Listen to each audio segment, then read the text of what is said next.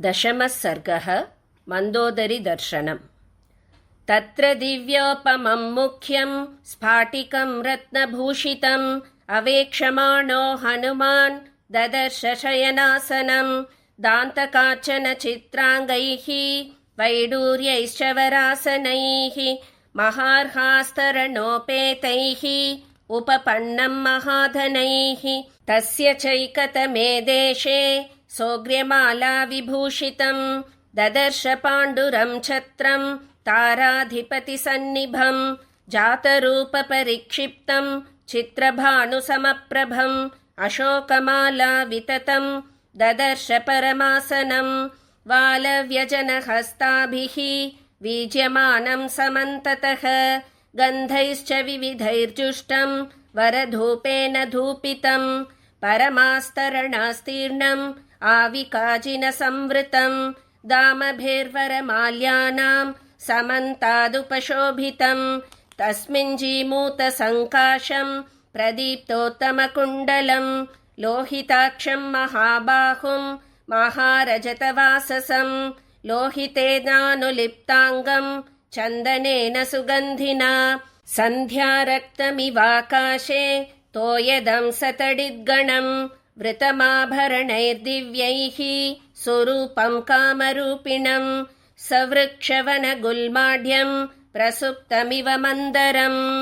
क्रीडित्वोपरतं रात्रौ वराभरणभूषितं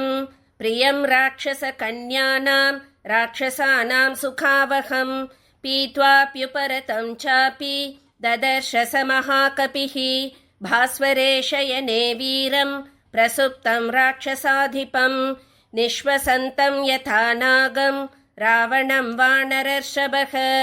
आसाद्य परमोद्विग्नः सोपासर्पत्सुभीतवत् अथारोहणमासाद्य वेदिकान्तरमाश्रितः सुप्तं राक्षसशार्दूलं प्रेक्षते स्म महाकपिः शुशुभे राक्षसेन्द्रस्य स्वपतः शयनोत्तमं गन्धहस्तिनि संविष्टे यथा प्रस्रवणं महत् काञ्चनाङ्गदनद्धौ च ददर्श स महात्मनः विक्षिप्तौ राक्षसेन्द्रस्य भुजाविन्द्रद्विजोपमौ ऐरावतविषाणाग्रैः आपीडनकृतव्रणौ वज्रोल्लिखितपीनांसौ विष्णुचक्रपरीक्षतौ पीनौ समसुजातांसौ सङ्गतौ बलसंयुतौ सुलक्षणनखाङ्गुष्टौ स्वङ्गुलीतललक्षितौ संहतौ परिघाकारौ वृत्तौ करिकरोपमौ विक्षिप्तौ शयने शुभ्रे पञ्चशीर्षाविवोरगौ ससक्षदजकल्पेन सुशीतेन सुगन्धिना चन्दनेन परार्ध्येन स्वनुलिप्तौ स्वलङ्कृतौ उत्तमस्त्रीविमृदितौ गन्धोत्तमनिषेवितौ यक्षपन्नगगन्धर्व देवदानवराविणौ ददर्श स कपिस्तस्य बाहुशयनसंस्थितौ मन्दरस्यान्तरे सुप्तौ महाहीरुषिताविव ताभ्यां स परिपूर्णाभ्यां भुजाभ्यां राक्षसेश्वरः शुशुभे चलसङ्काशः शृङ्गाभ्यामिव मन्दरः चूतपुन्नागसुरभिः वकुलोत्तमसंयुतः मृष्टान्नरससंयुक्तः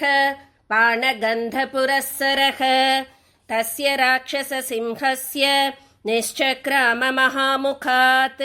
शयानस्य विनिश्वासः पूरयन्निव तद्गृहं मुक्तामणिविचित्रेण काञ्चनेन विराजितं मुकुटेनापवृत्तेन कुण्डलोज्ज्वलिताननं रक्तचन्दनदिग्धेन तथा हारेण शोभिना पीनायतविशालेन वक्षसाभिविराजितं पाण्डुरेणापविद्धेन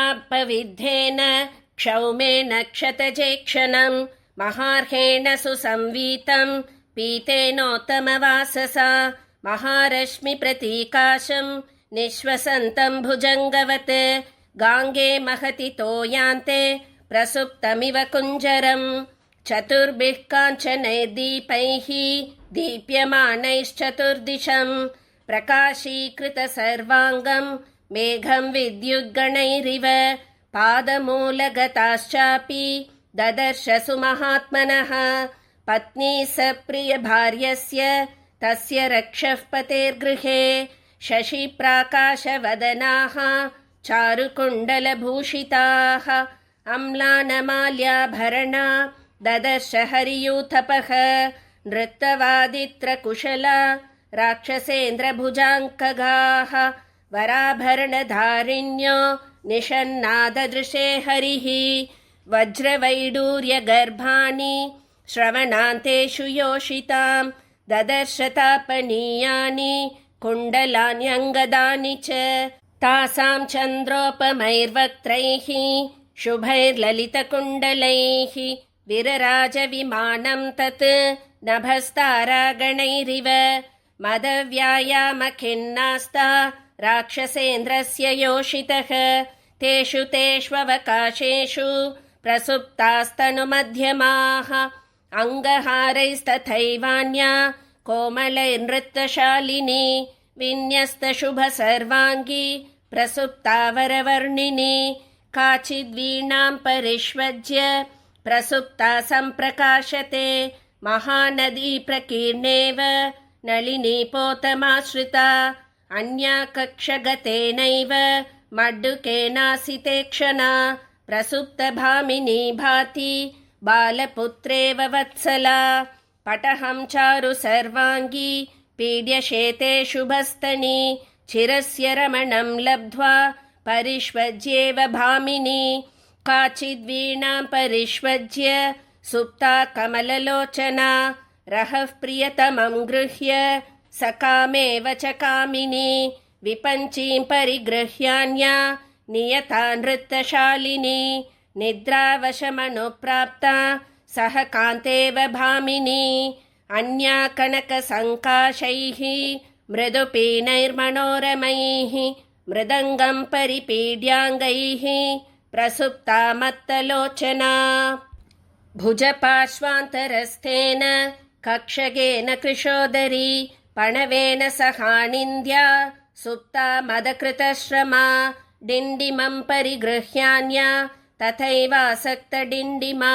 प्रसुप्ता तरुणं वत्सम् उपगुह्येव भामिनी काचिदाडम्बरं नारी भुजसंयोगपीडितं कृत्वा कमलपत्राक्षी प्रसुप्तमदमोहिता कलसीमपविध्यान्या प्रसुप्ता भाति भामिनी वसन्ते पुष्पशबला मालेव परिमार्जिता पाणिभ्यां च कुचौ काचित् सुवर्णकलशोपमौ उपगुह्य बला सुप्ता निद्रा बलपराजिता अन्या कमलपत्राक्षी पूर्णेन्दुसदृशानना अन्या मालिङ्ग्य शुश्रोणीं प्रसुप्तमदविह्वला आतोद्यानि विचित्राणि परिष्वज्य वरस्त्रियः निपीड्य च कुचैः सुप्ताः कामिन्यः कामुकानिव तासामेकान्तविन्यस्ते शयानां शयने शुभे ददर्श रूपसम्पन्नाम् अपरां स कपिस्त्रियम् मुक्तामणिसमायुक्तैः भूषणैः सुविभूषितां विभूषयन्तीमिव तत् स्वश्रिया भवनोत्तमं गौरीं कनकवर्णाङ्गीम् इष्टामन्तःपुरेश्वरीं कपिर्मन्दोदरी तत्र शयानां चारुरूपिणीं सतां दृष्ट्वा महाबाहुः भूषितां मारुतात्मजः तर्कयामास सीतेति रूपयौवनसम्पदा हर्षेण महता युक्तो ननन्दहरियूथपः आस्फोटयामास चुचुम्बपुच्छं ननन्दचिक्रीड जगौ जगाम स्तम्भानरोहन्निपपात भूमौ निदर्शयन् स्वां प्रकृतिं कपीनाम् इत्यार्षे श्रीमद् रामायणे वाल्मीकीये आदिकाव्ये सुन्दरकाण्डे 10मः सर्गः।